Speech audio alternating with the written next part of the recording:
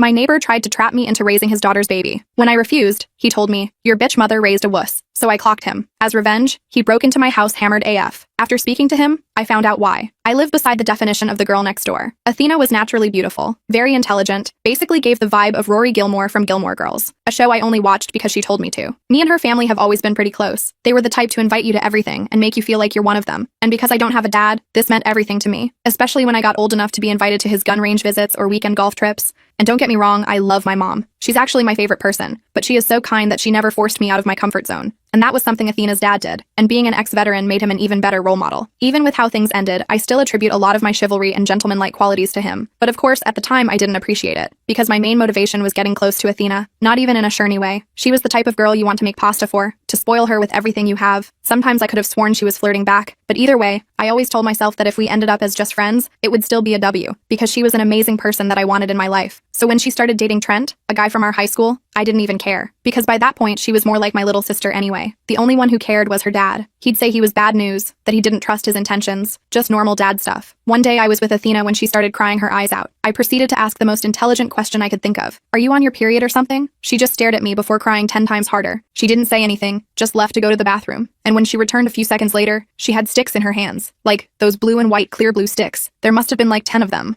all with double lines. I honestly couldn't even look at her. Not because I was judging, but because I was a 16-year-old boy with the emotional capacity of a chicken nugget. That's when she pulled out her big black iPhone and went on to Snapchat. There it was. The arrow beside Trent's name was gray. He had blocked her. My stomach twisted, and I gently took the phone from her and read their texts. I'll summarize. His final message read, "What the actual F? I thought you promised you took plan B." That was it. Nothing else. She still hadn't said anything, and I swear I thought this was some weird prank.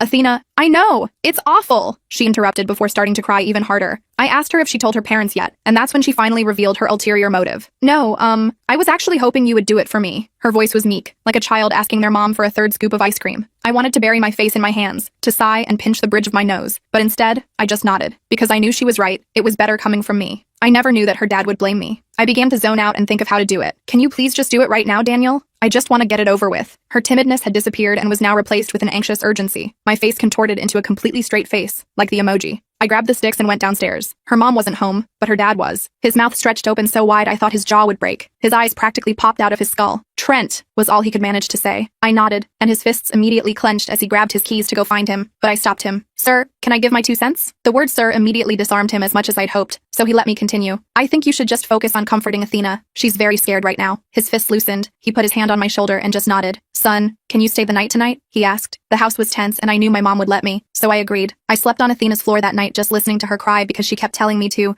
leave her the F alone.